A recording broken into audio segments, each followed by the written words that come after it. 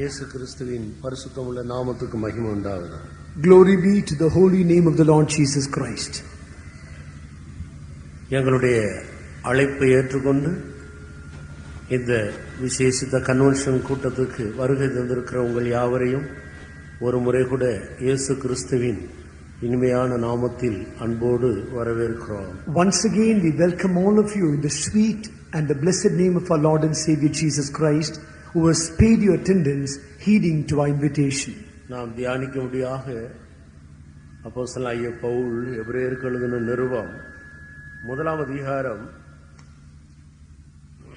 முதல் 3 வசனங்களை வாசிக்கும்படியாக கேட்டுக்கொள்கிறேன். For our meditation, the epistle written to the Hebrews by Apostle Paul, let us turn to Hebrews chapter 1, verse from 1 to 3.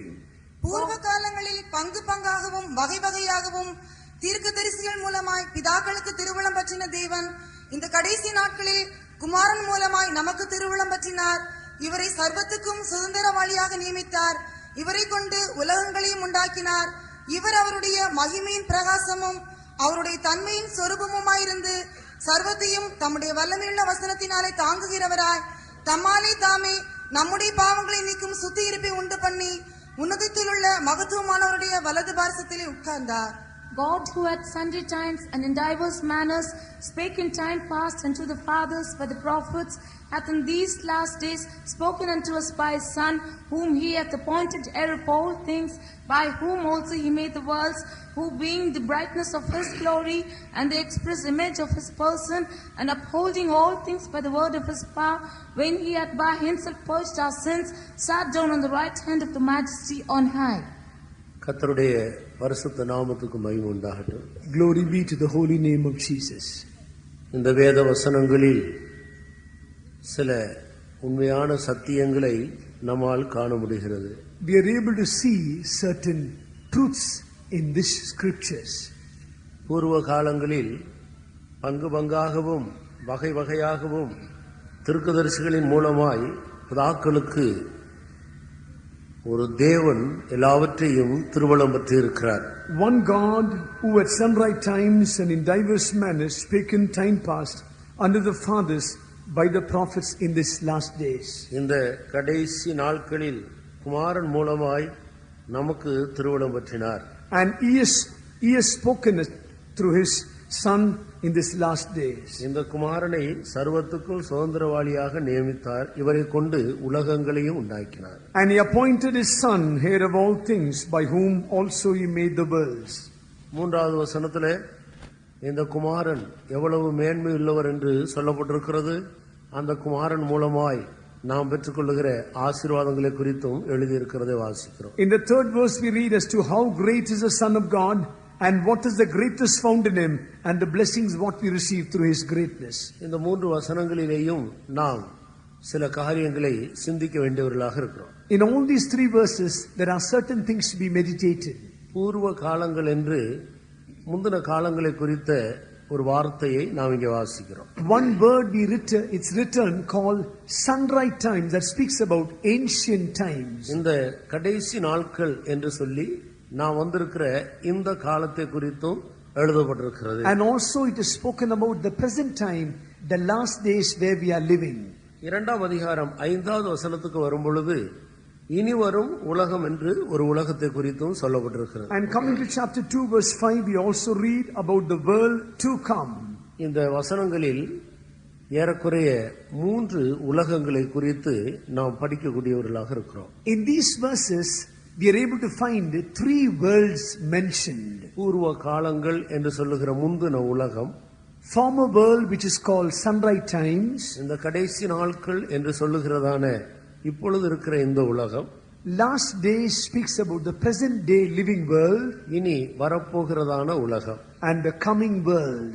இந்த 3 உலகங்களை குறித்து வேதம் நமக்கு அறிமுகப்படுத்துகிறது. The word of God introduces about these 3 worlds. இதை இன்னும் ஒன்று கூட நாம் தெளிவாக விளங்கிக் கொள்ள வேண்டுமானால் அப்போஸ்தலனாகிய பேதுரு எழுதின 2ஆம் நிருபம் 3ஆம் அதிகாரத்துக்கு வரும் பொழுது நாம் அதை இன்னும் சற்று தெளிவாக விளங்கிக் கொள்ளக்கூடியவர்களாக இருக்கிறோம். If we are able to understand this thing more clearly, we can, when we turn to 2 Peter chapter 3, we can understand this. 5, 6, 7 இந்த 3 வசனங்களை வாசிக்கலாம். Please read verses chapter 3, verse 5, 6 and 7.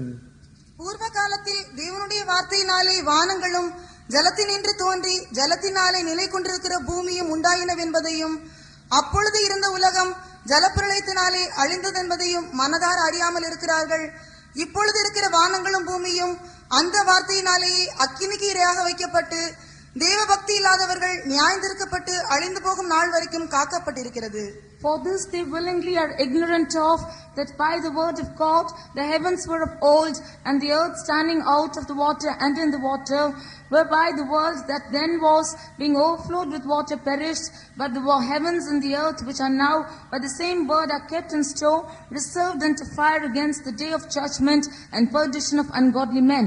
எபிரேயர் 1ஆம் அதிகாரம் 2வது வசனத்தில் வாசிக்கும் பொழுது கர்த்தராகிய இயேசு கிறிஸ்துவை கொண்டு உலகங்களையும் உண்டாக்கினார் என்று எழுதியிருக்கிறதை நாம் படிக்கிறோம். When we read Hebrews chapter 1 verse 2, we find through his son the Lord created the worlds. எனவே அப்பொழுது இருந்த முந்தின உலகம், இப்பொழுது இருக்கிற உலகம், இனி வரப்போகிற உலகம் என்று 3 உலகங்களை இந்த வேதாகமம் நமக்கு வெளிப்படுத்தி கொடுக்கிறது. So the holy scriptures definitely explains to us about the sunrise times, the former world, last days, the present world, and the coming world to come. முந்தின காலங்களில் பங்கு பங்காகவும் வகை வகையாகவும் பரலோகத்தை பற்றியதான சத்தியங்கள் மனிதனுக்கு அறிவிக்கப்பட்டு வந்தது. Gone at sunrise times in diverse manners, the Lord had spoken through the prophets to men. ஆனால் இப்பொழுது இருக்கிற இந்த கடைசி உலகத்தில் வந்திருக்கிறதான நமக்கோ இயேசு கிறிஸ்துவை கொண்டு அவைகள் இன்னும் தெளிவாக பூர்ணமாக அறிவிக்கப்பட்டு வருகிறது. But now in this last days, the days where we are living today, it is spoken to us by his son more clearly and more sharply. இனி வரும் உலகத்தை குறித்து நாம் பேசுகிறோமே.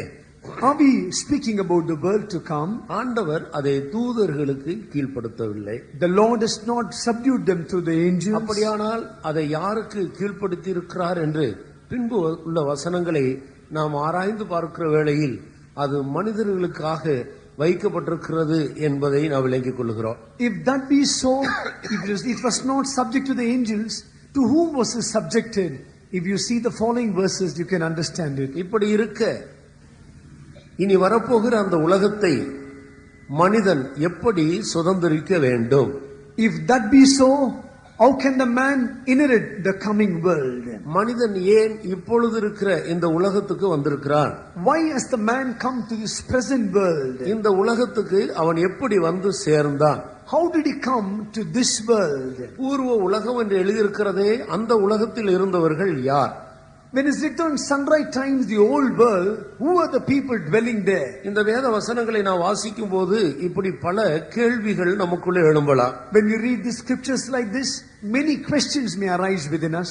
ஆனாலும் வேத வசனங்களை நாம் ஆராய்ந்து பார்க்கும்போது, but when we search the scriptures, இந்த வேத வசனங்கள் நம்முடைய புத்தியை தெளிவித்து நாம் இருக்க வேண்டிய ஒரு சரியான இடத்துக்கு நம்மை கொண்டு வந்து சேர்க்கக்கூடிய ஒரு நல்ல வழிகாட்டியாக இருக்கிறது. These scriptures will stir up our mind and bring it to the correct path where we have to go.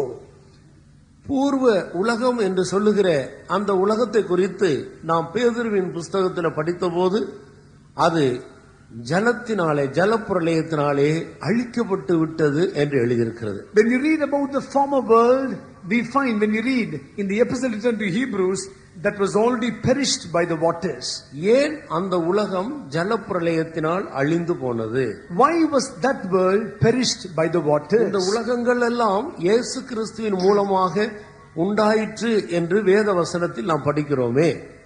We are reading in the word of God, all these worlds were created by God. அப்படியானால் இந்த உலகத்தில் உள்ள மனிதர்களை அழிக்கும்படியாக தேவன் மனிதனை உண்டாக்கினாரா? If that means so, did the Lord create man just to destroy him? இன்றைக்கு மனிதன் சத்தியத்தை அறியாதபடியினால் பல விதங்களில் சங்கரிக்கப்பட்டு அழிக்கப்பட்டு கொண்டு வருகிறார். Today, because man is not able to know the truth, in diverse manners he's been slaughtered and killed. சத்தியத்தை அறியாதது நிமித்தம் மனிதன் அழிந்து கொண்டே போய் கொண்டிருக்கிறார். Because of the lack of the knowledge of truth, day by day man is getting perished. மனிதன் எப்படி சிருஷ்டிக்கப்பட்டவன்? How was man created? எதற்காக சிருஷ்டிக்கப்பட்டவன்? Why was he created? இப்பொழுது அவனுடைய நிலவரம் என்ன? What is his present state? இனிமேல் அவன் என்ன செய்ய போகிறான்? What is going to be his future state? என்பவைகளை பற்றியதான சத்தியங்களை அறிந்து கொண்டால் மனிதன் அழிவிலிருந்து தப்புவிக்கப்பட்டு ஒரு மெய்யான ஒரு இளைப்பாறுதல் உள்ள ஒரு வாழ்க்கையை அவன் செய்ய முடியும். If a person will understand these truths, truly a person can be delivered from the destruction and he can lead a quiet life. இந்த மூன்று உலகங்களை குறித்து நாம் சிந்திக்கிற வேளையில, when we meditate about these three worlds, முந்தின உலகம் ஜலப்பிரளயத்தினால் அழிக்கப்பட்டது. The former world got perished by the waters. அதே நேரத்தில் இப்பொழுது இருக்கிற இந்த உலகம், இந்த வானமும் பூமியும் அக்கினிக்கு இரையாக வைக்கப்பட்டிருக்கிறது என்று எழுதப்பட்டிருக்கிறது. At the same time it is written, the heavens and the earth which are now, it's also kept in store, reserved unto fire. அருமையான தேவனுடைய ஜனமே, அருமையான நண்பனே, ஒரு காரியத்தை நாம் விளங்கிக் கொள்ள வேண்டும். Beloved children of God, beloved friend, one thing we have to understand. நாம் குடியிருக்கிறதான இந்த பூமி நிரந்தரமானது அல்ல. Our habitation where we are dwelling, it is not permanent. இது அக்கினிக்கு இரையாக அழிக்கப்பட போகிறது. This is kept in store for fire. இந்த வானங்களும் இந்த பூமியும் வெந்து உருகி போக போகிறது. Heavens and earth are going to be perished and they are going to melt away. பூமி வெந்து உருகி போகும், இந்த வானங்கள் மடமடவென்று அகன்று போகும். Earth will be melted away and this heavens will also be perished. இப்படிப்பட்ட ஒரு உலகத்தில் தான் நாம் இன்றைக்கு ஜீவித்துக் கொண்டிருக்கிறோம். We are living in such a world. அதே நேரத்தில் இனி வரும் உலகம் என்று ஒரு உலகத்தை குறித்து வேதம் நமக்கு அறிவிக்கிறது. In the same way, the word of God speaks about another world, the world to come. அந்த உலகத்தை ஆண்டவர் மனிதனுக்காகவே வைத்திருக்கிறார். That world God has kept for man himself. அப்படியானால் அந்த உலகம் எப்படிப்பட்டதாக இருக்கிறது? If that be so, what will be the nature of that world? அதை குறித்து ஒரு சில வசனங்களை உங்களுக்கு முன்பாக வைக்க விரும்புகிறேன். Tonight I would like to keep few scriptures concerning that world. இது எபிரேயருக்கு எழுதின நிருபம் 12ஆம் அதிகாரம் 28வது வசனத்துக்கு நான் வரும் பொழுது, When you come to the same Hebrew work, chapter 28வது வசனம், chapter 12 verse 28, இனி வரும் உலகம் எப்படிப்பட்டதாக இருக்கும்? what type of the world which is going to come? இங்கே நான் வாசிக்கிறோம், அசைவில்லாத ராஜ்யத்தை பெறுகிறவர்களாகிய நாம் பயத்தோடும் பக்தியோடும் தேவனுக்கு பிரியமாய் ஆராதனை செய்யும்படி கிருபையை பற்றிக்கொள்ள கடவோம். Here we read, let us have grace whereby we may serve God acceptably with reverence and godly fear, so that we might attain unshakable kingdom. இதிலிருந்து நாம் விளங்கிக் கொள்கிறோம், இனி வரப்போகிற உலகம் அசைவில்லாதது. In this we can understand the coming world, it is an unshakable kingdom. அது ஒருபோதும் அழியக்கூடாதது. It's a world which will not be perished forever. எனவே அன்புள்ள தேவன் மனிதனுக்கு ஒரு அசைவில்லாத ராஜ்யத்தை ஆயத்தம் பண்ணி கொண்டிருக்கிறார். So loving God is making for man a kingdom which cannot be moved. அது இனி வெளிப்பட போகிறது. That is going to be revealed afterwards. அதே எபிரேயருக்கு எழுதின நிருபம் 13ஆம் அதிகாரம் 14வது வசனத்தில் நான் வாசிக்கும் பொழுது, In the same Hebrew book chapter 13 verse 14 we read, அது நிலையான நகரம் என்று சொல்லப்பட்டிருக்கிறது. that is called a continuing city. நிலையான நகரம் நமக்கு இங்கே இல்லை, வரப்போகிறதையே நாடி தேடுகிறோம். For we have no continuing city, but we seek one to come. ஆனபடியினால் இனி வரப்போகிற அந்த உலகமோ நிலையான நகரமாக இருக்கிறது. So the coming world is called a continuing city. அதையே நாம் நாடி தேட வேண்டும். We have to seek and search after it. இப்படி இனி வரப்போகிற அந்த உலகத்தை குறித்து இப்படி பல காரியங்கள் வேதத்தில் நான் வாசிக்கக்கூடியதாக இருக்கிறது. So in the scriptures we are able to read many characters concerning the coming kingdom of the world. வானமும் பூமியும் ஒளிந்து போனாலும் இந்த வேதத்தில் உள்ள ஒரு வசனமோ அதனுடைய ஒரு உறுப்போ அழிந்து போகிறது இல்லை. Earth and heaven and earth may perish away, but every word, every jot of that word will not be perished. இனி வரப்போகிற அந்த உலகத்தை குறித்து அப்போஸ்தலனாகிய யோவானுக்கு பத்மு தீவிலே ஆண்டவர் சில காரியங்களை வெளிப்படுத்தி கொடுத்திருக்கிறார். Concerning the coming world, the Lord spoke to, revealed to Apostle John in the Isle of Patmos. நாம் குடியிருக்கிற இந்த உலகத்தில் ஜீவித்தவர்தான் யோவான் அப்போஸ்தலன். John was a man who lived in this world where we live. சுமார் 2000 வருடங்களுக்கு முன்பாக இயேசு கிறிஸ்துவோடு இந்த பூமியிலே ஊழியம் செய்து கொண்டிருந்த ஒரு மனிதன் தான் யோவான். Apostle John was a man about 2000 years ago, before he moved with and served with Jesus. கர்த்தராகிய இயேசு உயிர்த்தெழுந்து பரலோகத்துக்கு போன பிறகு அவருடைய சீஷர்கள் இந்த பூமியிலே அவருடைய ஊழியத்தை தொடர்ந்து செய்து வந்தார். After Jesus died, rose again and God ascended to heaven, continuously his disciple continued his ministry. அவர்கள் மூலமாக அநேக அற்புதங்கள் அடையாளங்களை தேவன் நடத்தி வந்தார். Through those disciples, God performed many signs and wonders and miracles. திரளான ஜனங்கள் அவருடைய உபதேசத்தை கேட்டு கர்த்தராகிய இயேசுவை பின்பற்றினார்கள். Multitudes heard the teaching and they followed Jesus. கிறிஸ்தவர்களாக மாறிக்கொண்டிருந்தார்கள். They became Christians. அந்த நாட்களில் இருந்த மற்றவர்கள் இப்படி ஒரு பெரிய கூட்ட ஜனங்கள் இந்த உபதேசத்துக்கு பின்னால் போகிறதை கண்டு அந்த நாட்களில் இருந்த தேவனுடைய ஊழியர்களை பல விதங்களில் உபத்திரவப்படுத்தினார்கள். People of those days, when they saw multitudes are following this religion, they started persecuting the disciples of Christ. அப்படி இயேசு கிறிஸ்துவினுடைய சீஷர்கள் எல்லாரும் அதிகமான பேர் இரத்த சாட்சிகளாக மரித்தார்கள். Like that, most of the disciples died as martyrs. ஆனால் யோவான் அப்போஸ்தலன் மாத்திரம் சாதாரணமாக அவர் மரித்தார். But Apostle John only had a normal death. அவரை பல விதத்தில் கொலை செய்யும்படியாக பிரயாசப்பட்டார்கள். அவருடைய முயற்சிகள் பலிக்கவில்லை. They wanted to kill him in many ways. All that was in vain. கடைசியாக பத்மு என்னும் ஒரு தீவில் கொண்டு போய் அவரை போட்டு விட்டார்கள். At last they put him on exile in an isle called Patmos. அங்கே இருக்கும் பொழுதுதான் ஆண்டவர் இனி வரும் உலகம் எப்படிப்பட்டதாக இருக்க போகிறது என்பதை யோவான் அப்போஸ்தலனுக்கு தரிசனத்திலே ஆண்டவர் வெளிப்படுத்தி கொடுத்தார். And when he was there only, the Lord revealed to John in a vision concerning the coming world to come. இனி சம்பவிக்க போகிறதான அநேக காரியங்கள் அங்கே வெளிப்படுத்தப்பட்டது. Many things were revealed concerning the things what has to take place. அதுல ஒன்றுதான் இனி வரப்போகிறதான உலகம் எப்படிப்பட்டதாக இருக்கும் என்பது. And one thing revealed to him was the coming world. அதை குறித்து வெளிப்படுத்தின விசேஷம் 21ஆம் அதிகாரம் முதல் 2 வசனங்களிலே நான் வாசிக்கிறேன். Concerning that, in Revelation chapter 21, in first 2 verses we can read it. வாசிங்க. பின்பு நான் புதிய வானத்தையும் புதிய பூமியையும் கண்டேன். முந்தின வானமும் முந்தின பூமியும் ஒழிந்து போயின, சமுத்திரமும் இல்லாமற் போயிற்று. யோவானாகிய நான் புதிய எருசலேமாகிய பரிசுத்த நகரத்தை தேவனிடத்தினின்று பரலோகத்தை விட்டு இறங்கி வர கண்டேன். அது தன் புருஷனுக்காக அலங்கரிக்கப்பட்ட மணவாட்டியை போல ஆயத்தமாக்கப்பட்டிருந்தது. கர்த்தருக்கு ஸ்தோத்திரம். Praise the Lord. பின்பு நான் புதிய வானத்தையும் புதிய பூமியையும் கண்டேன். And I saw new heaven and new earth. முந்தின வானமும் முந்தின பூமியும் ஒழிந்து போயிற்று. First heaven and the first earth were passed away. சமுத்திரமும் இல்லாமல் போயிற்று. And there was no more sea. இது நடக்க போகிற ஒரு காரியம். This is going to take place in future. இவர் இங்கே குறிப்பிடுகிறதான முந்தின வானம் முந்தின பூமி சமுத்திரம் என்கிறாரே, இது எது? When he speaks about a new heaven, a new earth and sea, then what it is? அதுதான் நாம் இப்பொழுது குடியிருக்கிறதான இந்த பூமியும் நமக்கு மேலே இருக்கிற வானமும் நாம் காண்கிறதான சமுத்திரமுமாக இருக்கிறது. That is the present earth where we are dwelling, the present heaven which is above and the sea which is there today. இவைகள் ஒளிந்தே போயிற்று. All these will be perished. அவைகளுக்கு ஒரு இடமே காணப்படவில்லை. There was no place for them.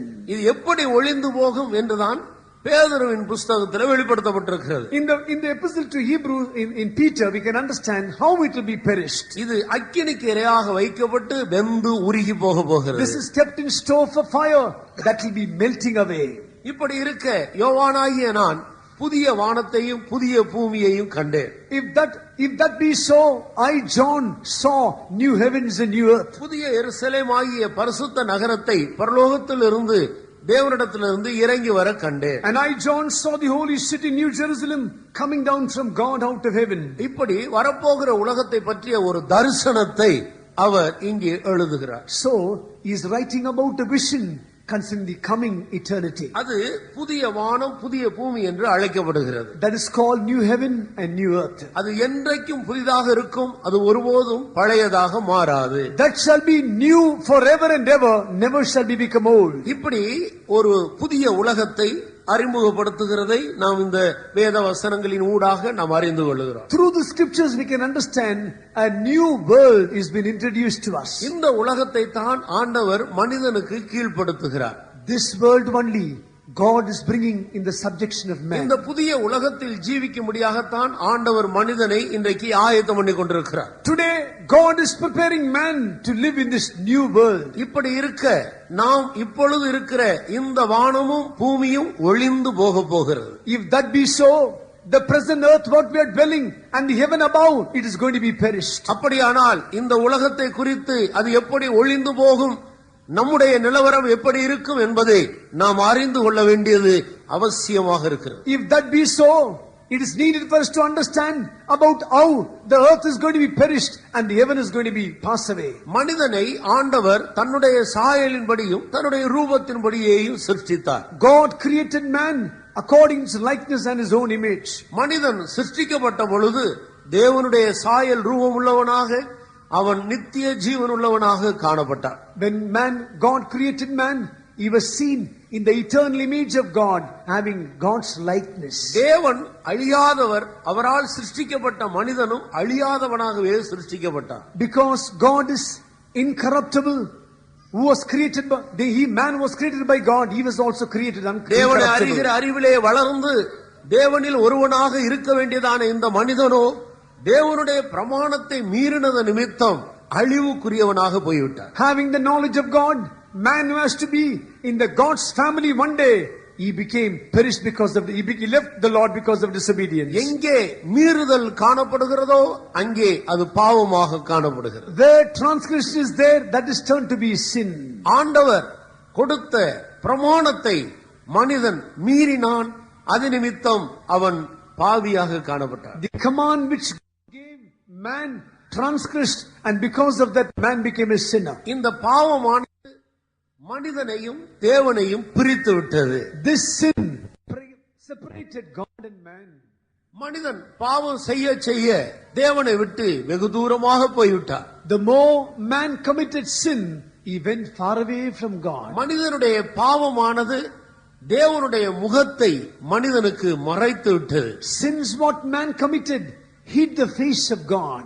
அவருடைய அக்கிரமங்களின் நிமித்தம் தேவனுக்கும் மனிதனுக்கு இடையிலே ஒரு பெரிய பிரிவு உண்டாயிற்று. Because of the iniquity of man, there was a great gulf between God and man. இப்படி மனிதன் தேவனை அறியாமலும் காணாமலும் இருக்கக்கூடிய ஒரு இடத்துக்கு வந்து சேர்ந்தார். So man came to such a place without having the knowledge of God or without having the vision of God. பாவம் செய்கிறவன் தேவனை காண்கிறதும் இல்லை, அவரை அறிகிறதும் இல்லை. He that committed sin will not know God nor see God. அப்படித்தான் பூர்வ காலத்தில் இருந்ததான மனிதர்கள் தேவனை விட்டு வெகு தூரமாக விலகி போனார். That is how the people who lived in the sunrise times, they went far away from God. ஆனாலும் அன்புள்ள தேவன் அந்த மனிதனை மறுபடியுமாக தன் பக்கம் திருப்பும்படி பல விதங்களில் மனிதனோடு இடைப்பட்டு வந்தார். But loving God once again to draw back man to himself, he dealt in different dispensation in different அதைத்தான் ways. எபிரேயருக்கு எழுதின நிருபம் 1ஆம் அதிகாரத்திலே நாம் இவ்விதமாக படிக்கிறோம். That's what we read in Hebrew chapter 1 verse 1. பூர்வ காலங்களில் பங்காகவும் வகை வகையாகவும் பிதாக்களுக்கு அவர் திருவுளம் பற்றி வந்தார். God would sunrise times in diverse manners spake in time past unto the fathers. ஆனால் அவர்களுக்கு வெளிப்படுத்தப்பட்டதான பங்காக வகை வகையாக வெளிப்படுத்தப்பட்ட அந்த தேவனுடைய சத்தியங்களுக்கோ அவர்கள் செவி சாய்க்காமல் போனார். But those diverse manners of messages given to them, they did not hearken to it. ஆனால் அந்த நாட்களிலே வெளிப்படுத்தப்பட்டதான அந்த சத்தியத்துக்கு செவி கொடுத்த மனிதர்களையோ ஆண்டவர் பாதுகாத்து வந்தார். But we find those people who hearken to the words of God given to them, the Lord preserved them. எப்படி ஆனாலும் முந்தின காலத்தில் இருந்ததான அந்த பூமியில் மனிதர்களுடைய அக்கிரமங்கள் அதிகமாய் பெருகி அது பூமி தாங்கக்கூடாத அளவுக்கு அக்கிரமம் பெருகி காணப்பட்டது. Somehow in the former world, iniquity, wickedness increased, that God could no more bear upon them. அது நிமித்தமாக ஆண்டவர் அந்த பூர்வ உலகத்தை ஜலப்பிரளயத்தினால் அழித்தார். And because of that, the Lord destroyed the former world by the floods. அதைத்தான்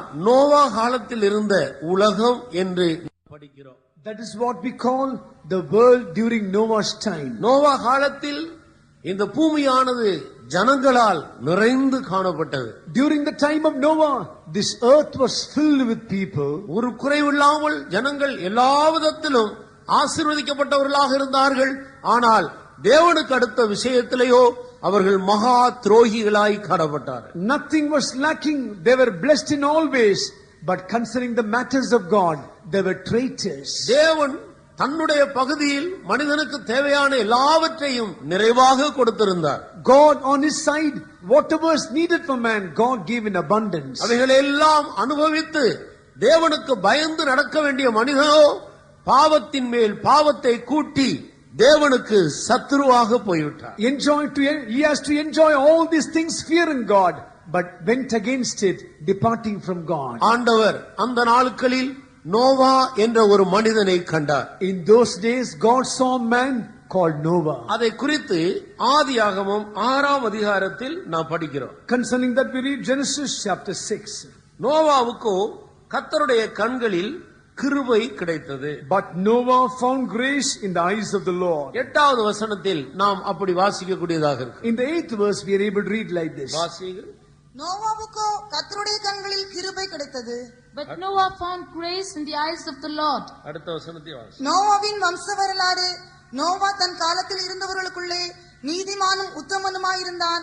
நோவா தேவனோடே சஞ்சரித்துக் கொண்டிருந்தான். கர்த்தருக்கு ஸ்தோத்திரம். Praise be to the name of the Lord. நோவாவுக்கோ கர்த்தருடைய கண்களில் கிருபை கிடைத்தது. But Noah found grace in the eyes of the Lord. Noah தன் காலத்தில் இருந்தவர்களுக்கு உள்ளே நீதிமானும் உத்தமனுமாக இருந்தான். அவன் தேவனோடு சஞ்சரித்துக் கொண்டிருந்தான். Noah was a just man, perfect in his generation, and Noah walked with God. இப்படி முழு உலகமும் பாவத்தில் பெருகிக் கொண்டிருக்கிறதன் மத்தியில இந்த ஒரு மனிதனோ மனசாட்சிக்கு பயந்து தேவ எச்சரிப்பை பெற்று தேவனுடைய சத்தத்துக்கு கீழ்ப்படுகிறவனும் தேவனுக்கு பயந்து நடக்கிற ஒரு மனுஷனுமாக காணப்பட்டான். Amidst the world filled with wickedness, we see a man of God, fearing God, being warned of God. He was moved with fear. He feared God. அவன் தேவனுக்கு பயந்து அந்த நாட்களில் இருந்த எல்லா பொல்லாப்புக்கும் விலகி ஜீவித்தபடியினால் தேவனுடைய கண்களிலே அவன் கிருபை பெற்றான்.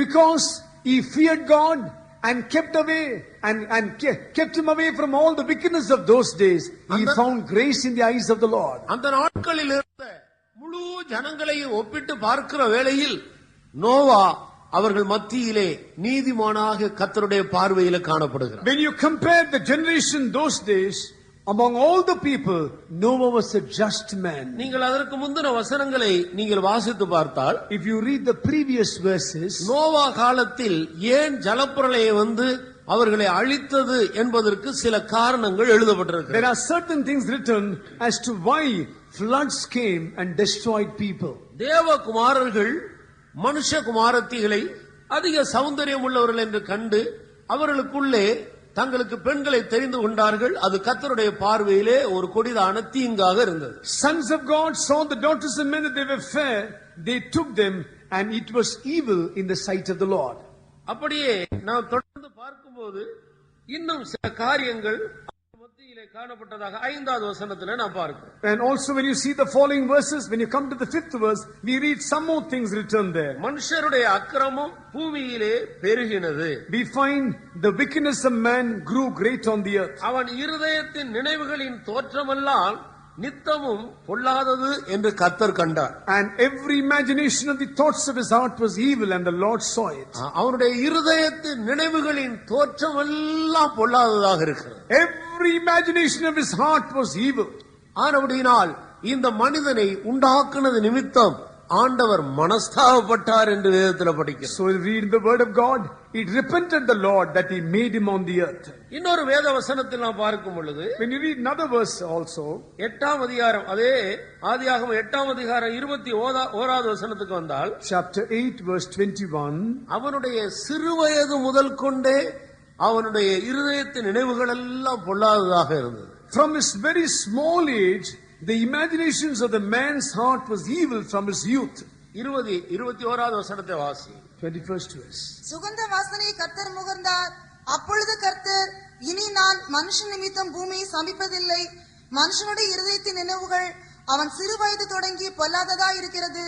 நான் இப்பொழுது செய்தது போல இனி சகல ஜீவன்களையும் சங்கரிப்பதில்லை. பெரியவர்களிடத்தில் மாத்திரமல்ல, சிறு பிள்ளைகளிடத்திலேயும் கூட அக்கிரமம் அதிகமாய் காணப்பட்டு, Not only wickedness was seen among the adults, wickedness was seen among the youth and the children. சாதாரணமாக சிறு பிள்ளைகளை நாம் பார்க்கும்போது அவர்களிடத்தில் நாம் அக்கிரமங்களை காண்கிறதில்லை. Usually when we see children, we don't see wickedness in them. ஆனால் நோவா காலத்தில் சிறு பிள்ளைகள் தொடங்கி அவர்கள் மகா பாவிகளாக காணப்பட்டார். But during the time of Noah, from small children they were seen evil. அப்படியானால் எந்த அளவுக்கு இந்த பூமியிலே அக்கிரமம் பெருகியிருக்க வேண்டும்? If that be so, what extent wickedness would have grown on the earth? ஆனபடியினால் ஒரே ஒரு வழி, இனி இந்த பூமியை அழிப்பதை அல்லாமல் வேறொரு வழி இல்லை என்று ஆண்டவர் அதை அழிக்க சித்தம் கொண்டார். So the Lord saw there was no other way to save the world. The only way is to destroy it. அந்த நாட்களில் இருந்த அந்த உலகம் ஜலத்தினால் அழிக்கப்பட்டது என்று வேதத்தில் படித்தோம். We read in the word of God, world of those days was perished by the flood. Noah காலம் வரைக்கும் இந்த பூமியிலே மழை என்று ஒன்று பெய்ததே இல்லை. Till the time of Noah, there was nothing called rain. அதிகமான பனி பெய்யும், அது ஜனங்களுக்கு தாராளமாக போதுமானதாக இருந்தது. Abundance of dew will fall upon the earth, and that's sufficient for man. மழை என்று ஒன்று அந்த நாட்களில் காணப்படவில்லை. There was nothing called rain those days. ஆனால் நோவாவின் மூலமாக ஒரு எச்சரிப்பு கொடுக்கப்பட்டது. But by Noah, a warning was given. மழையினால் ஜலத்தினால் ஆண்டவர் இந்த பூமியை அழிக்க போகிறார். God is going to destroy this world by rain and by floods. நீ ஒரு பேழையை உண்டு பண்ணு. You prepare an ark. அந்த அழிவுக்கு தப்பும்படி ஒரு பேழையை உண்டு பண்ணும்படி ஆண்டவர் நோவாவுக்கு சொன்னார். To escape the destruction, God told Noah, you prepare an ark. இந்த தேவனுடைய எச்சரிப்பை கேட்ட இந்த மனிதனோ அந்த வார்த்தைக்கு பயந்து அவன் ஒரு பெரிய பேழையை கட்டினான். Man who heard the warnings of God, hearing to the warnings, he prepared a great ark. ஒருவேளை இந்த காரியங்கள் சிலருக்கு கதை கேட்கிறது போல இருக்கலாம். Sometimes some of you will think it's like a story. இது கதை கேட்கிற ஒரு காரியம் அல்ல பிரியமானவர்களே. Oh dear beloved, it's not a story இது hearing. நடந்த சம்பவம். It's something which took place. அன்றைக்கு நோவாவின் மூலம் உண்டு பண்ணின பேழை இன்றைக்கும் இருக்கிறது என்று இப்பொழுது அதை கண்டுபிடித்திருக்கிறார். Now the people have invented the ark which was made by Noah those days. It is also present today. ஆனபடியால் இது கதை அல்ல.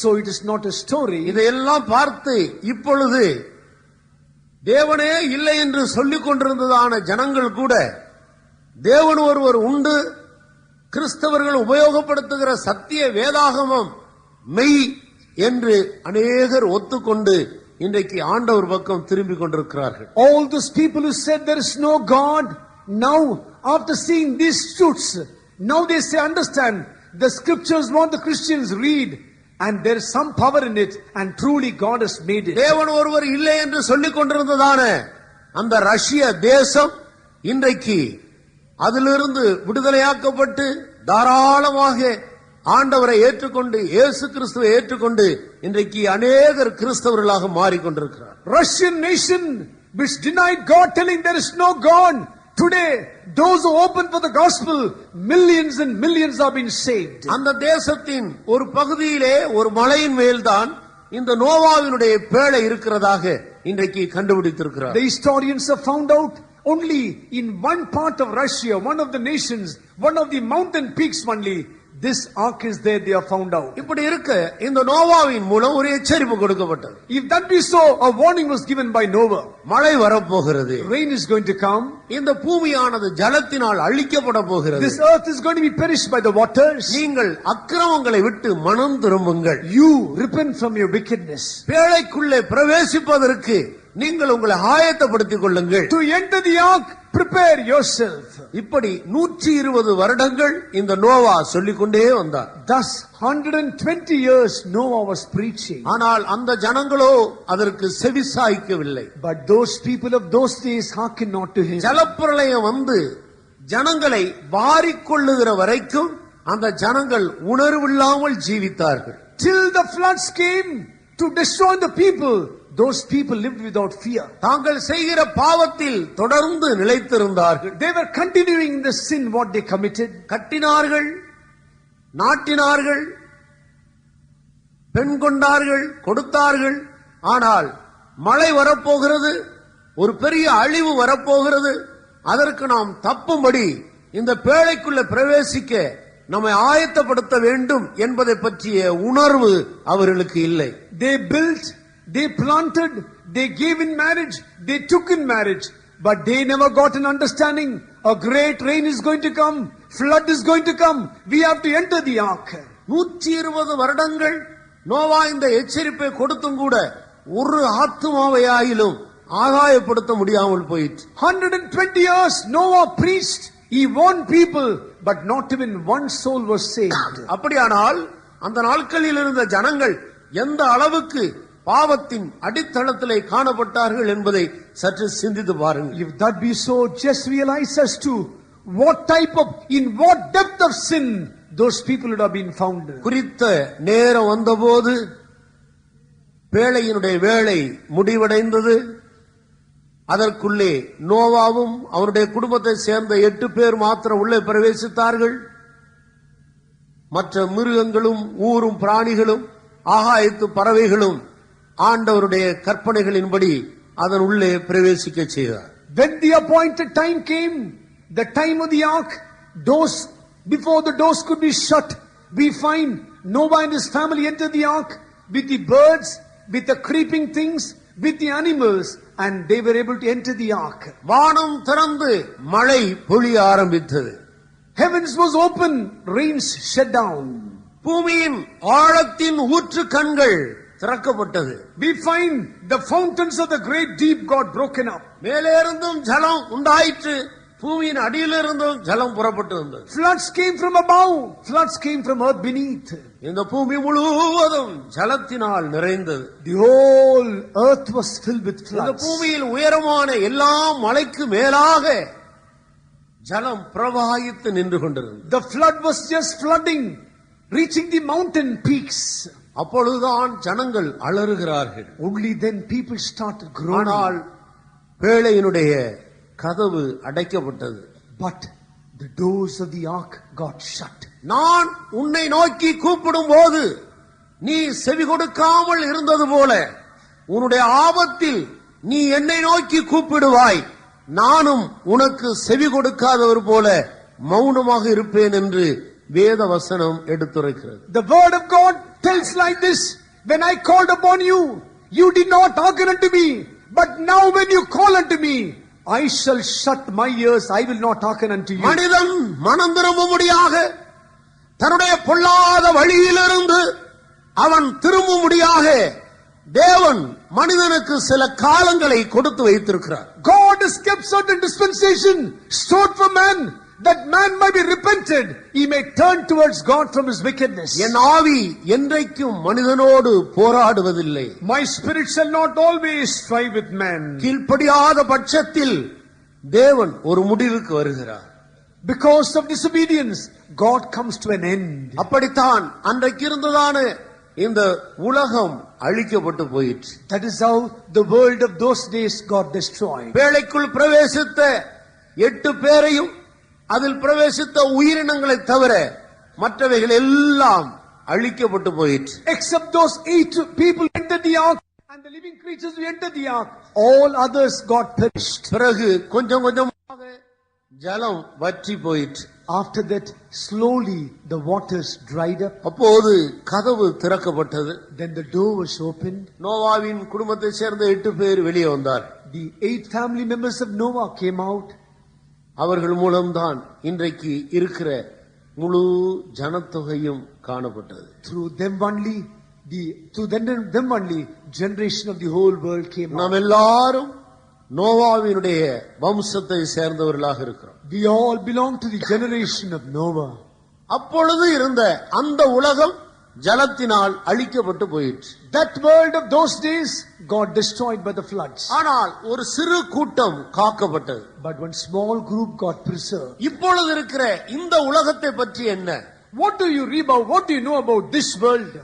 அன்றைக்கு இருந்த அந்த உலகம் அழிக்கப்படும் என்று சொல்லப்பட்ட எச்சரிப்பை கேட்காத ஜனங்கள் அழிந்து போனார்கள். Those people who did not hear the warning of those days floods, they were perished. இன்றைக்கு இந்த உலகத்தை பற்றியும் தேவனுடைய வார்த்தை நம்மை எச்சரித்துக் கொண்டிருக்கிறது. Even today, concerning this world, the word of God is warning us. கர்த்தராகிய இயேசு இந்த பூமியில் ஊழியம் செய்து கொண்டிருந்த நாட்களில் இந்த உலகத்தை பற்றி ஒரு முக்கியமான காரியத்தை சொல்லி இருக்கிறது நான் வேதத்தில் வாசிக்கிறேன். When the Lord Jesus Christ was ministering on this earth, he has preached, expounded one important thing in the scriptures. லூக்கா எழுதின சுவிசேஷம் 17ஆம் அதிகாரத்துக்கு நம்முடைய கவனத்தை திருப்புவோம். Shall we pay attention to Luke chapter 17? 26வது வசனத்திலிருந்து சில வசனங்களை வாசி. Verses from 26 and below shall we read. 30வது வசனம் வரைக்கும் வாசிக்கலாம். From 26 to 30.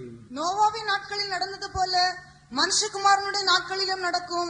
நோவா பேழைக்குள் பிரவேசித்த நாள் வரைக்கும் ஜனங்கள் புசித்து குடித்தார்கள், பெண் கொண்டு கொடுத்தார்கள். ஜலப்பிரளயம் வந்து எல்லாரையும் அழித்து போட்டது. லோத்தினுடைய நாட்களில் நடந்தது போலவும் நடக்கும்.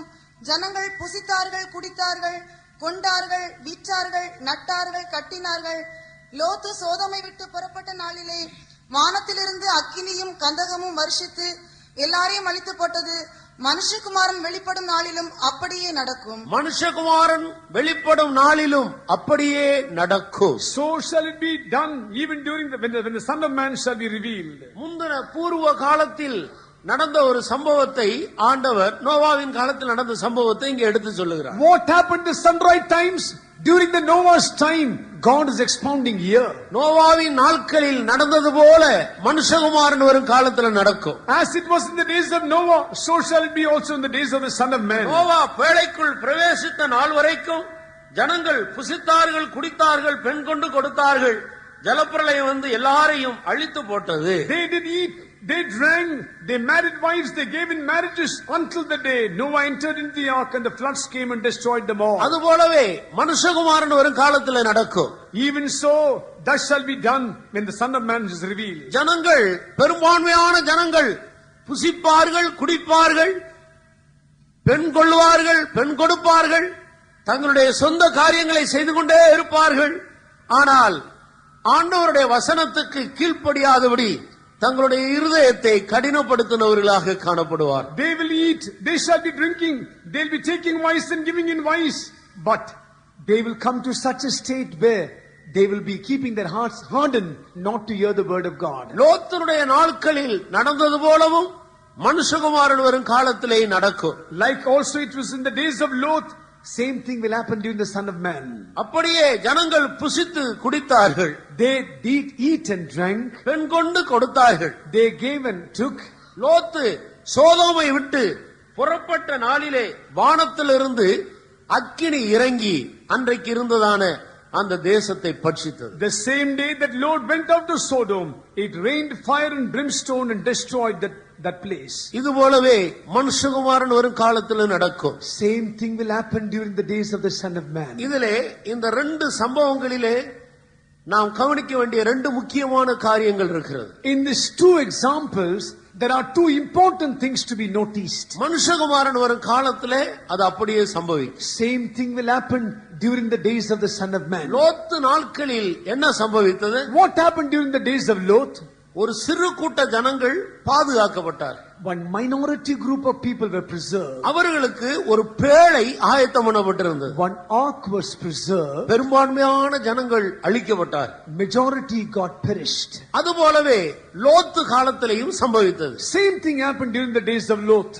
லோத்தும் அவருடைய மனைவி, அவருடைய 2 பிள்ளைகள், இந்த 4 பேரும் சோதோமை விட்டு வெளியே கொண்டு போகப்பட்டார்கள். Lot and wife and the children, they were pulled out of Sodom. அவர்களை காக்கும்படி 2 தூதர்கள் அங்கே அவர்களுக்கு வெளிப்பட்டார்கள். To preserve them, 2 angels were commanded. அந்த தூதர்கள் மூலம் இந்த 4 பேரும் சோதோம் குமரா பட்டணத்திலிருந்து வெளியே கொண்டு போகப்பட்டார். By those 2 angels, all these 4 members of the family were brought out of Sodom. அந்த 4 பேர் எப்பொழுது அந்த பட்டணத்தை விட்டு வெளியே போனார்களோ அப்பொழுது அந்த பட்டணம் முழுவதும் அக்கினிக்கு இரையாக மாறிற்று. As soon as the 4 members of Lot's family came out of Sodom, same moment that land became prey to the fire. அங்கே இருந்த ஜனங்கள் எல்லாரும் அழிக்கப்பட்டு போனார்கள். All the people of the land got destroyed. இந்த 2 சம்பவங்களை ஆண்டவர் சொல்லி மனுஷகுமாரன் வெளிப்படும் நாட்களிலும் அப்படியே நடக்கும் என்று சொல்லுகிறார். The Lord is expounding these 2 things and says,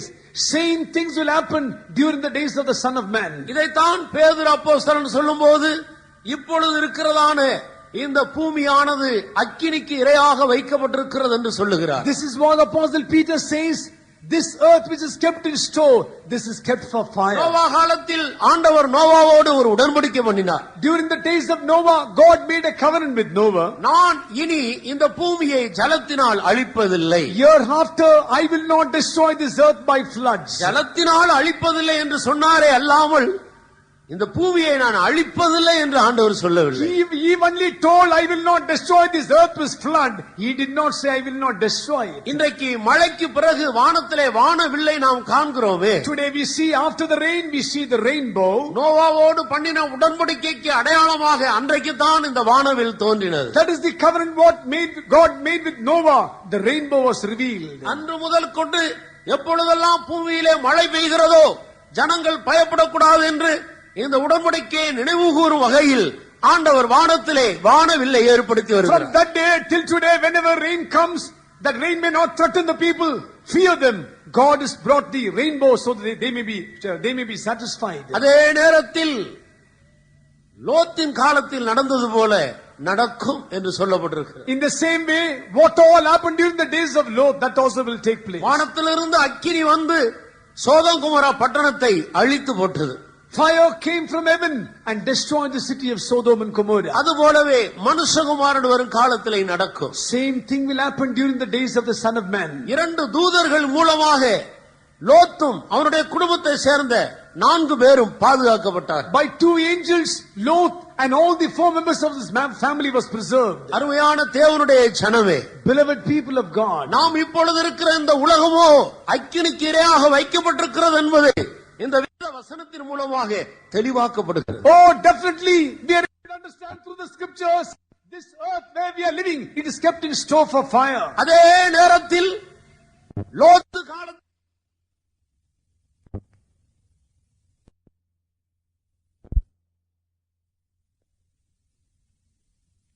For them we find during the days of Lot and Noah, how God had preserved the God-fearing people. In the same way, those who are hearing the gospel, even these days, God is making ways to preserve them. Noah காலத்தில் நோவாவின் மூலம் எச்சரிப்பு கொடுக்கப்பட்டது, ஒரு பேழை ஆயத்தம் பண்ணப்பட்டது. During the time of Noah, warning came from Noah, an ark was prepared. தேவ சத்தத்துக்கு கீழ்ப்படிந்து பாவத்தை விட்டு விலகி ஜீவிக்க தங்களை ஒப்புக் கொடுக்கிற ஜனங்களுக்காக ஆண்டவர் ஒரு பேழையை, ஒரு புதிய ஏற்பாட்டு சபையை ஆண்டவர் ஆயத்தம் பண்ணி கொண்டிருக்கிறார். They that hearken to the warnings of God, when they hearken unto the God is preparing an ark, that is the New Testament church for them. Noah எச்சரித்தது போல் இன்றைக்கு தேவனுடைய ஊழியர்கள் தேவனுடைய வசனங்களை கொண்டு இந்த தேசத்தில் உள்ள ஜனங்களை எச்சரித்து வருகிறார்கள். இதுவும் தேவன் மனிதன் மேல் வைத்திருக்கிற அன்பாக இருக்கிறது. Has Noah warned the people? In these days, through the servants of God, God is warning the people through scriptures, and this is also the love of God revealed by him. லோத்தினுடைய நாட்களிலே 2 தூதர்கள் புறப்பட்டு போய் அங்கே சுவிசேஷத்தை அறிவிக்க சென்றார். During the days of Lot, 2 angels came to preach the gospel. அதற்கு செவி கொடுத்தது நோவாவின் குடும்பத்தில் உள்ள அந்த 4 பேரை தவிர வேறு யாரும் கிடையாது. And those days only Lot's family hearkened to the gospel and no others. அதே நேரத்தில் நோவா லோத்து பாதுகாக்கப்படும்படி ஆண்டவர் ஒரு மலையை காண்பித்து கொடுத்தார். In the same way, for Lot to be preserved, God showed him a mountain. இன்றைக்கு உன்னை பாதுகாக்கும்படி ஆண்டவர் 2 சுவிசேஷத்தை உனக்கு கொடுத்திருக்கிறார். Today, to preserve you, God has kept 2 gospels. ஒன்று விடுதலையின் சுவிசேஷம், One is called gospel of deliverance. இன்னொன்று மகிமையின் சுவிசேஷம். Nextly, gospel of glory. இந்த சுவிசேஷம் இன்றைக்கு தேவனுடைய ஊழியர்கள் மூலம் உனக்கு அறிவிக்கப்படுகிறது. Today, these gospels have been preached by the servants of God. உன்னை விடுவிக்கும்படியாக கர்த்தராகிய இயேசு கிறிஸ்து ஒரு பேழையை போல உனக்காக காத்து கொண்டிருக்கிறார். To deliver you, Lord Jesus Christ is waiting as an ark. இந்த விடுதலை இயேசு கிறிஸ்துவின் மூலம் உனக்கு இலவசமாக கொடுக்கப்படுகிறது. This deliverance is been given to you freely by our Lord Jesus. இன்றைக்கு கொடுக்கப்படுகிற இந்த எச்சரிப்பின் சத்தத்துக்கு செவி கொடுத்தால், If you will hearken to the words of warning tonight, வரப்போகிறதான அக்கினிக்கு இரையாகாமல் நீ தப்புவிக்கப்பட்டு பாதுகாக்கப்படுவாய். you can escape the fire which is going to come and you will be preserved. அதற்காக அருமையான தேவனுடைய ஜனமே, So, people of God, இந்த பூமியில் இந்த தேசத்தில் குடியிருக்கிற ஒவ்வொரு அருமையானவர்களே, every beloved people who are inhabiting this land, கர்த்தராகிய ஆண்டவர் உம்மை நேசிக்கிறார் என்பதை நீர் விளங்கிக் கொள்வீராக. tonight understand, Lord God is loving you. உன்னை அழிவுக்கு தப்புவித்து அழியாத வரப்போகிற அந்த நித்திய ராஜ்யத்துக்குள்ளே சேர்க்கும்படி இன்றைக்கு இந்த சுவிசேஷங்கள் உனக்கு அறிவிக்கப்பட்டு வருகிறது. Tonight, gospels are being preached to you to set you free from destruction and prepare you for an incorruptible kingdom. அதரிசனமான தேவன் இன்றைக்கு வார்த்தையாக நம்ம மத்தியிலே உலாவிக் கொண்டிருக்கிறார். Invisible God, as a word, is moving in our midst. சொல்லப்படுகிற தேவனுடைய வார்த்தையை யார் விசுவாசிக்கிறார்களோ, They that believe the spoken words tonight, அவர்களை இன்றைக்கு இருக்கிற எல்லா பாவத்திலிருந்து ஆண்டவர் விடுவிக்கிறார். God is able to deliver them from all the sins of today. கர்த்தராகிய இயேசுதான் இன்றைக்கு நமக்கு கொடுக்கப்பட்டிருக்கிற ஒரு விசேஷித்த நற்செய்தி சுவிசேஷமாக இருக்கிறார். Tonight, our Lord Jesus Christ is a good tiding, a special message. வானத்தின் கீழே பூமியிலே மனிதர்கள் மத்தியில் மனிதன் விடுதலை பெறுவதற்கு இயேசு கிறிஸ்துவின் நாமமே அல்லாமல் வேறொரு நாமம் கட்டளையிடப்படவில்லை. Under the heaven, above the earth, among the people, no other name was declared for man to be saved except Jesus Christ. இந்த பூமியில் இன்னும் எத்தனை புண்ணிய ஸ்தலங்களுக்கு நீங்கள் சென்றாலும் மெய்யான விடுதலையை நீங்கள் காண முடியாது. On this earth, you may go to many places of pilgrimage, you cannot attain peace. குமாரன் உங்களை விடுதலை ஆக்கினால் மெய்யாகவே விடுதலை ஆவீர்கள். If the Son shall set you free, you shall be free indeed. இன்றைக்கு குமாரனை விசுவாசிக்கிறவர்கள் விடுதலை பெற்று அழிவுக்கு தப்புவிக்கப்பட்டு நம்பிக்கையோடு புதிய வரப்போகிற உலகத்தில் பிரவேசிப்போம் என்ற நிச்சயத்தோடு ஜீவித்துக் கொண்டிருக்கிறார். Tonight, they that are believing on the Son of God, they have been delivered from destruction.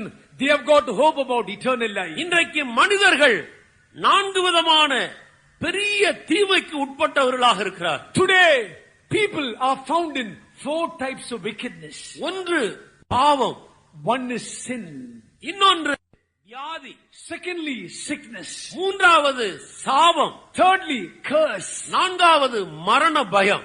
Fourthly, fear of death. இந்த 4 பெரிய வல்லமைகளும் மனிதனை கட்டி வைத்திருக்கிறது. All these great powers, 4 powers are binding man. இதிலிருந்து விடுதலை பெறும்படியாகத்தான் மனிதன் பல வழிகளை தேடுகிறான். To be delivered from this foe only, man is searching different ways. அது நிமித்தமாகத்தான் இன்றைக்கு இந்த பூமியிலே பல மதங்களும் கூட தோன்றி இருக்கிறது. And because of that only, many religions came out on this earth. ஆனால் எந்த மதமும் மனிதனை விடுவித்ததாக இதுவரைக்கும் சரித்திரம் கிடையாது. Till today, history does not speak, no religion delivered people. வேதத்தில் வாசிக்கிறோம், சத்தியத்தையும் அறிவீர்கள், சத்தியம் உங்களை விடுதலையாக்கும். Word of God says, ye shall know the truth and the truth shall set you free. அருமையான நண்பனே, மதம் ஒரு மனிதனை விடுதலையாக்குகிறதில்லை. Beloved friend, no religion can deliver man.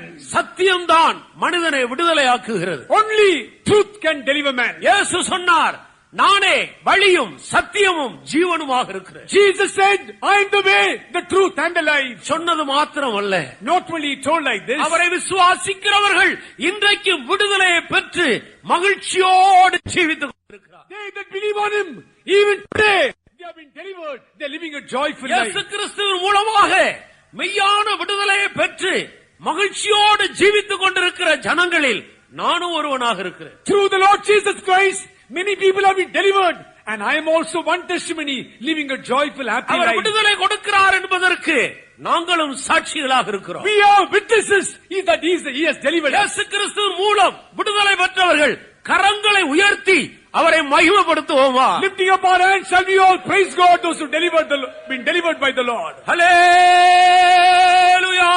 Hallelujah! அருமையான நண்பரே, Beloved friend, அதே இயேசு கிறிஸ்து இந்த சாயங்கால வேளையில் உன்னை அழைக்கிறார். that same Jesus is calling you tonight. உன்னுடைய பாவங்களுக்காக அவர் ஒப்பு கொடுக்கப்பட்டிருக்கிறார். He has been surrendered for your sins. கர்த்தராகிய இயேசு தேவன். Lord Jesus is God. அவர் பரலோகத்திலிருந்து உன்னை விடுவிக்கும்படியாக மனித சரீரத்தில் இந்த பூமிக்கு இறங்கி வந்தவர். Taking the form of man, he came down from heaven to deliver you. நீ அவரை தேவன் என்று விசுவாசிக்க வேண்டும். You have to believe that he is God. உன்னுடைய பாவங்களுக்காக அவர் ஒப்பு கொடுக்கப்பட்டிருக்கிறார். He was surrendered for your sins.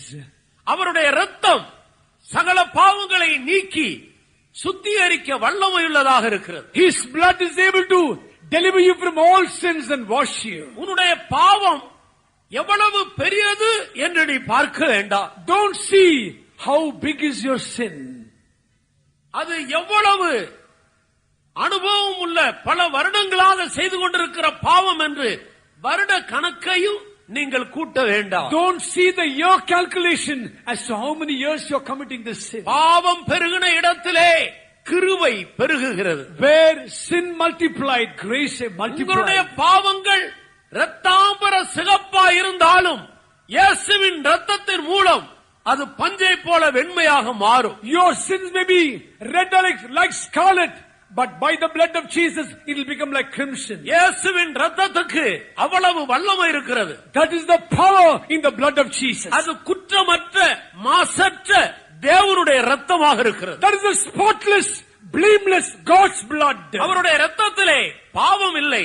In his blood there is no sin. அவருடைய இரத்தத்திலே குற்றம் இல்லை. In his blood there is no blame. அது ஜீவனுள்ள இரத்தம். That's a living blood. அது வல்லமையுள்ள இரத்தம். That's a powerful blood. எப்படிப்பட்ட பாவத்தை மன்னிக்கக்கூடிய அதிகாரம் உள்ள இரத்தம். That has power and authority to forgive any type of sin. அவர் எவ்வளவு பெரிய பாவமா இருந்தாலும் சுத்திகரிக்க அதற்கு வல்லமை உண்டு. It has power.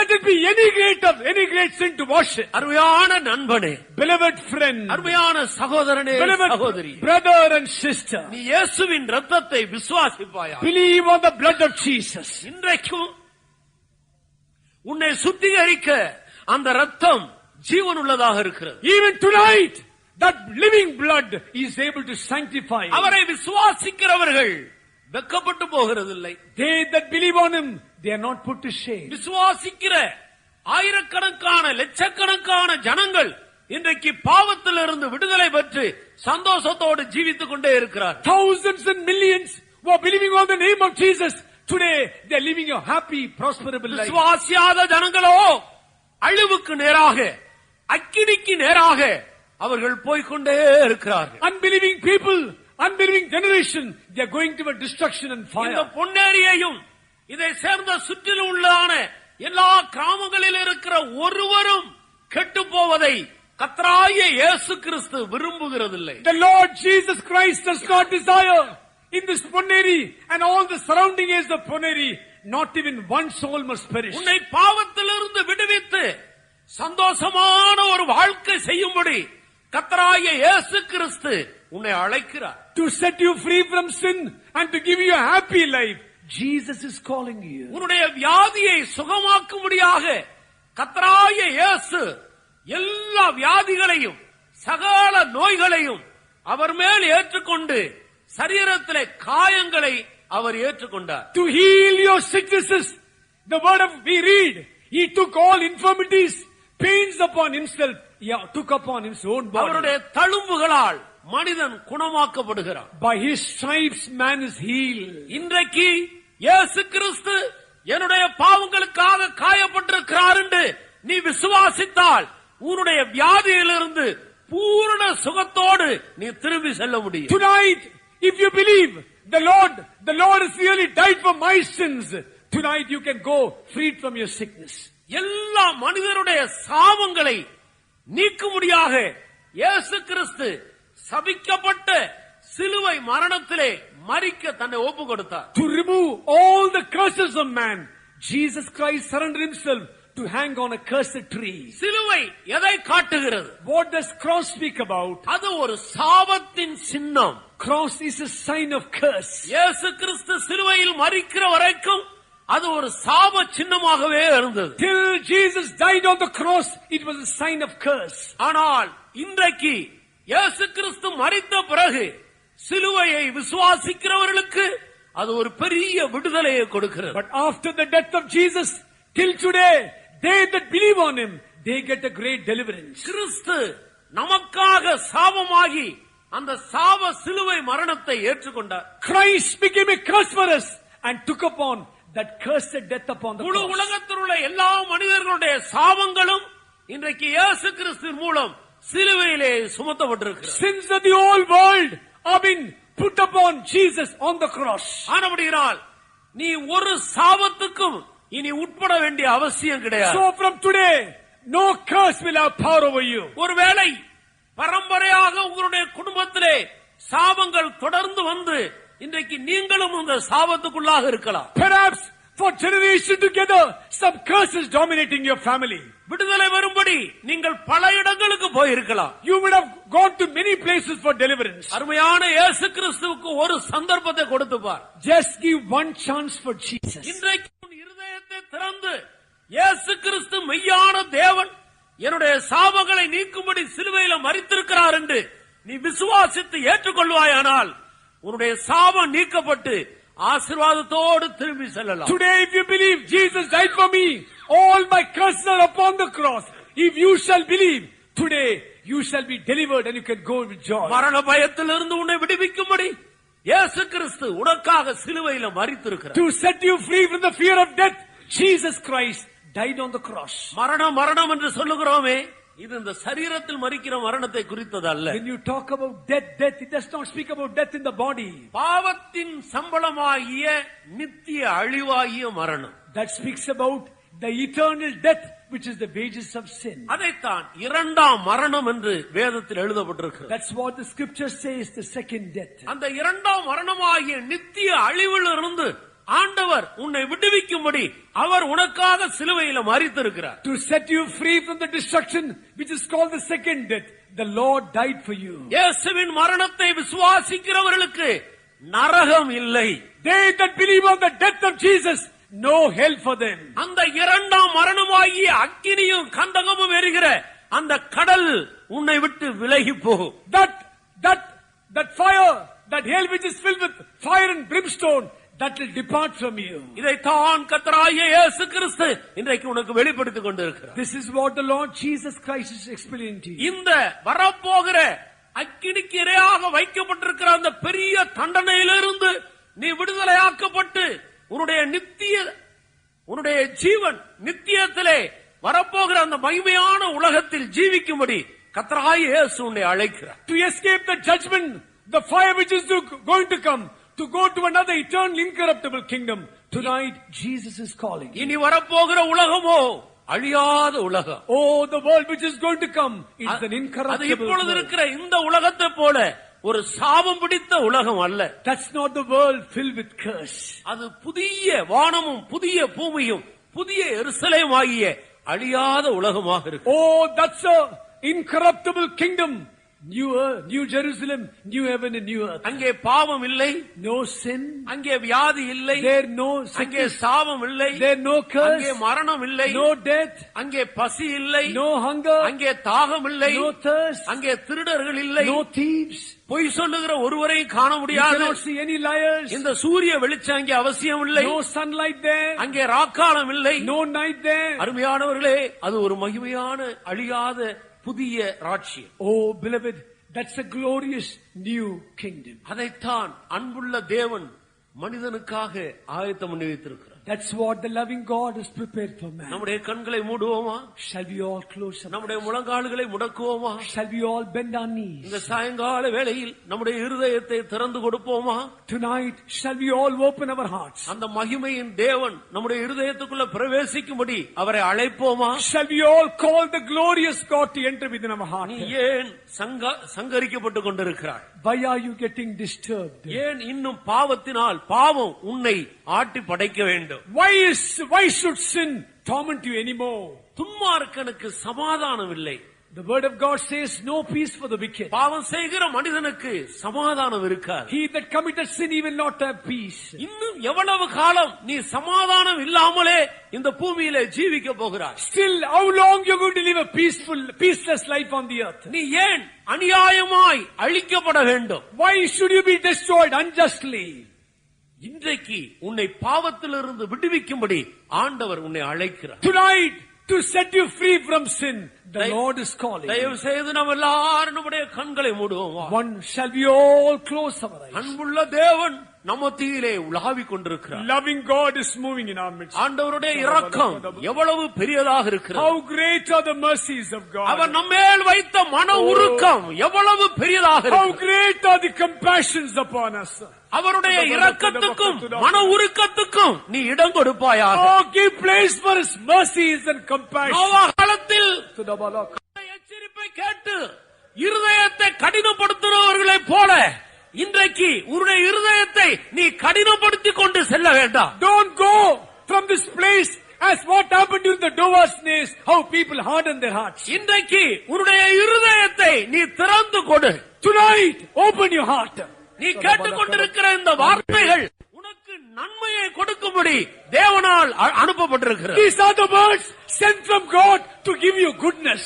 இனி பாவம் உன்னை மேற்கொள்ளாது. Sin cannot have power over you anymore. பல வருடங்களாக நீ அதற்கு அடிமையாக இருந்தாயே. For many years you were a slave unto sin. விடுதலை பெற முடியாமல் தவித்துக் கொண்டிருந்தாயே. You are really suffering to be delivered. இயேசுவின் இரத்தம் By the blood of உன்னுடைய சகல பாவங்களை உன்னை விட்டு நீக்கி உன்னை சுத்திகரிக்கிறது. Today, blood of Jesus is delivering you from all sins and washing you. அவருடைய இரத்தத்திலே ஜீவன் இருக்கிறது. There's a life in his blood. உனக்குள்ளே இருக்கிற பாவத்தின் வல்லமையை அழிக்கக்கூடிய மகா பெரிய சக்தி இயேசுவின் இரத்தத்துக்கு உண்டு.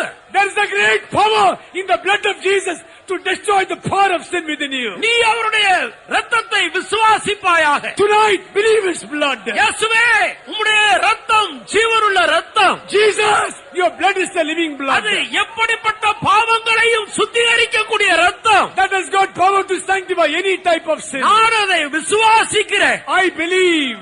என்னுடைய பாவங்கள் அற என்னை கழுவும் என்று ஒரு வார்த்தை நீ அவருக்கு சொல். Just one word you say, Lord, wash me away from my sin.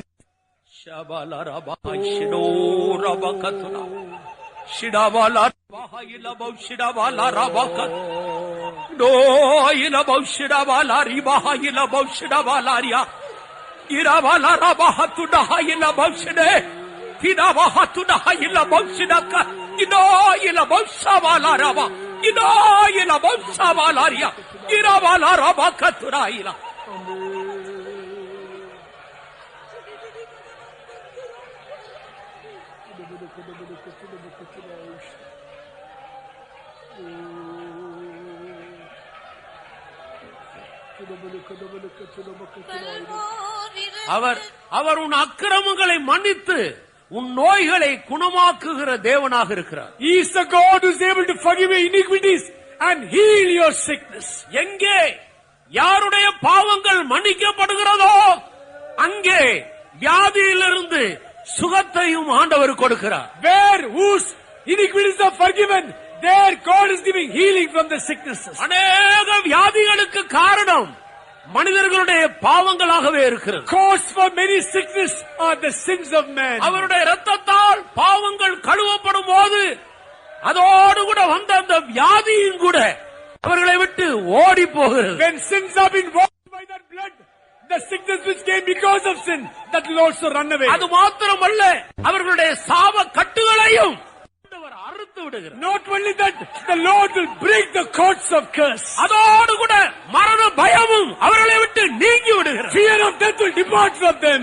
இயேசுவின் இரத்தத்தின் வல்லமையை அனுபவியுங்கள். Experience the power in the blood of Jesus. இயேசுவின் இரத்தத்தை அனுபவியுங்கள். Experience the blood of Jesus. அந்த ஜீவனுள்ள இரத்தத்துக்கு உங்களை சமர்ப்பியுங்கள். Surrender to the living blood of Jesus. ஷபாலாரா பாஹாயில பௌஷபாலாரா இதோ இல பௌஷிடபாலாரா பாஹாயில பௌஷிடபாலாரி.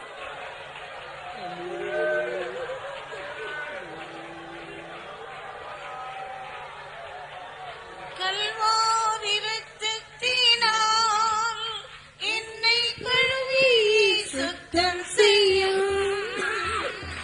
கல்வாரி இரத்தத்தினால் என்னை கழுவி சுத்தம் செய்யும். கருணை முற்றிலும் பரிசுத்தனாய் மாற கல்வாரி வந்திட்டினார். கருணை முற்றிலும் பரிசுத்தனாய் மாற கல்வாரி வந்திட்டினார். கல்வாரி இரத்தத்தினால் என்னை கழுவி சுத்தம் செய்யும். கல்வாரி இரத்தத்தினால் என்னை கழுவி சுத்தம் செய்யும். கருணை முற்றிலும் பரிசுத்தனாய் மாற கல்வாரி வந்திட்டினார். கருணை முற்றிலும் பரிசுத்தனாய் மாற கல்வாரி வந்திட்டினார். கருணை முற்றிலும் பரிசுத்தனாய் மாற கல்வாரி வந்திட்டினார். கருணை முற்றிலும் பரிசுத்தனாய் மாற கல்வாரி வந்திட்டினார். கருணை முற்றிலும் பரிசுத்தனாய் மாற கல்வாரி வந்திட்டினார். கருணை முற்றிலும் பரிசுத்தனாய் மாற கல்வாரி வந்திட்டினார். கருணை முற்றிலும் பரிசுத்தனாய் மாற கல்வாரி வந்திட்டினார். கருணை முற்றிலும் பரிசுத்தனாய் மாற கல்வாரி வந்திட்டினார்.